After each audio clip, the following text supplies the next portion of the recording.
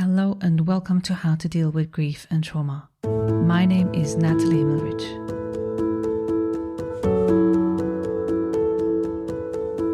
How to Deal with Grief and Trauma is completely self-funded, produced and edited by me, Natalie Himmelrich.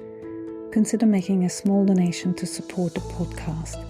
Go to bit.ly/support, capital G, capital T, and podcast. I repeat, bit.ly/supportgt podcast. Thank you so much. And for more information, please visit Natalie's website, join the podcast Instagram page, and subscribe to the newsletter to receive updates on future episodes. Welcome to this special series on the many faces of trauma. In each episode, we'll explore one trauma type in a clear, gentle way, what it is, how it can show up in daily life, and one small step that can help your nervous system feel a little safer. Nothing here is meant to diagnose you, and you're always invited to take what fits and leave the rest. And because this is trauma work, we'll end every episode with a short grounding practice you can do anywhere. Today we're talking about complex trauma and complex PTSD, post-traumatic stress syndrome. And it's an intro-level way that I'm going to talk about this. Again, this episode is general and non-graphic, and still, if you notice any activation, heaviness or shutdown, you're welcome to pause and return later. We need a careful, clear language here, because complex trauma and complex PTSD are terms that are becoming more widely used, which can be validating but also confusing. So let's make this very simple. PTSD is often associated with trauma response after a single incident or a small number of incidents. Complex trauma refers to trauma shaped by ongoing, repeated exposure, especially when escape isn't possible or the threat happens within relationships or systems you depend on. C-PTSD, which is short for complex post-traumatic stress disorder, is a diagnosis used in some systems and discussions, and it includes PTSD symptoms plus additional patterns that often develop after long-term exposure. Not everyone with complex trauma meets diagnostic criteria, and not everyone needs a label to heal. The point of today is to offer a map. As always, let's start with a simple definition. Complex trauma occurs when someone is exposed to repeated or prolonged stress or threat, often in relational or dependent contexts, so the nervous system adapts over time, shaping identity, relationships, and regulation. Key features often include duration, so it's not just one moment, repetition, so it's like in patterns, limited escape, so especially as a child, a dependent person, or within systems, and often are happening in relational dynamics. With the people who should protect, you are also unsafe, absent, or unpredictable.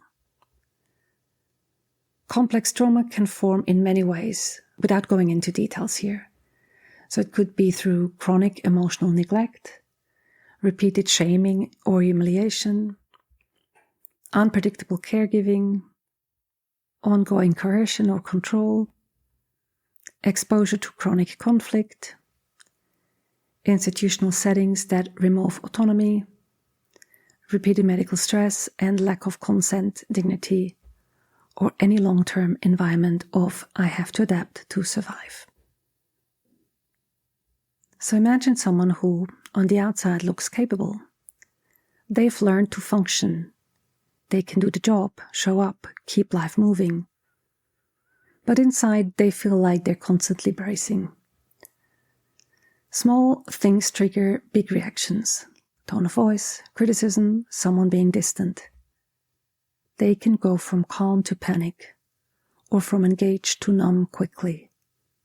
They don't just fear danger, they fear abandonment, shame, and being too much. They might say, I don't even know who I am. I just know how to manage.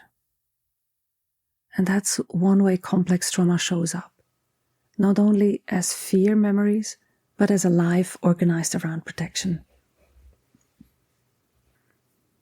From a polyvagal lens, this is when protection becomes the default. So complex trauma can mean to the nervous system that it had to spend so much time in protection that it has become the default setting. So instead of moving smoothly between states, the system can get sticky.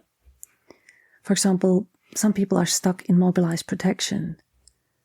They experience anxiety, anger, urgency, or hypervigilance. Or they're stuck in shutdown. They might experience numbness, collapse, dissociation, or fog, or rapidly cycling between the two. Many people also experience a deep sensitivity to relational cues, to facial expressions, tone, silence, and unpredictability. Because for a nervous system shaped by relational threat, connection can feel risky, even when it's wanted. So this is why complex trauma often carries that push-pull. I want closeness, and I feel unsafe in closeness. So what often distinguishes complex post-traumatic stress disorder patterns, I'm going to give here just a gentle overview again, not diagnosing.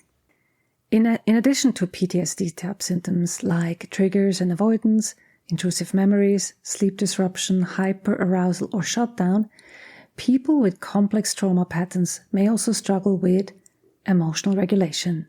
They may experience big emotions, are quickly overwhelmed, or have a sense of emotional numbness. Their self-concept might be geared or layered with persistent shame. I'm bad, I'm broken, I don't matter, or chronic self-blame. In relationships, they fear abandonment. They might have difficulty trusting or have boundary confusion. There's a pattern called fawning or withdrawal, or they might also be engaging in trauma bonding patterns. More to that later. On the level of meaning and agency, there's a sense of hopelessness and maybe a difficulty imagining a future, difficulty making decisions, and a sense of feeling trapped. And sometimes there's even disassociation. Not always, but for some, disassociation becomes a primary protection strategy. Again, and this is a very important key point, these are not character flaws, these are adaptations, survival adaptations in the early years that became chronic. So what helps? Complex trauma healing usually benefits from phases, not rushing into deep processing before safety and regulation exist. Here's a gentle map. The first step is stabilization, sensing safety in the body, experiencing predictability, clear boundaries, learning about basic regulation skills, and benefit from supportive relationships. The next step is integration, where you process memories gently and work with triggers and their meaning as a way to then update the nervous system, and that is often best done with trauma-informed approaches. And then the third step is reconnection, building an identity, values, agency, creating a life beyond survival patterns with safe connection and purpose. And in everyday terms, helpful first steps include learning your states from a polyvagal perspective, the activation stage, the shutdown stage, the ventral state, reducing shame with compassion language, and building islands of safety. And, very important, finding trauma-informed support through somatic therapy, EMDR, parts-informed work, whatever fits you. And you'll find many other episodes that are talking about those different ways that you can find trauma-informed support that is supportive and fitting for you. Our grounding practice for today is called Name the State, Offer a Need. So this practice helps with complex trauma because it reduces confusion and shame and increases agency. So step 1. Pause and orient. Look around and name one neutral object. Step 2. Name your state. Choose one. For example, I'm activated, or I'm shutting down, or I'm in between. No judgment, just naming. And even if you just have a hint, not being sure, name that state. Then step 3, offer one need. Ask what would help 5%. And if 5 is too much, then start with 1%.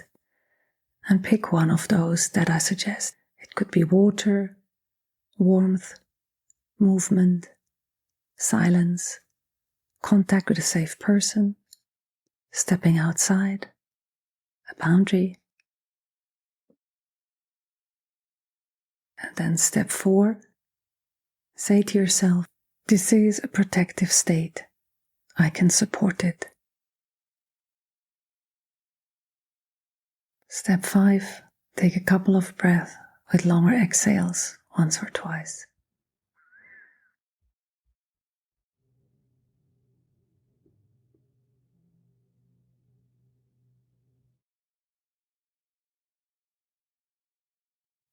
And if you'd like support as you move through the series, check my website for the free resources offered for both those affected by grief, loss and trauma and those supporting them.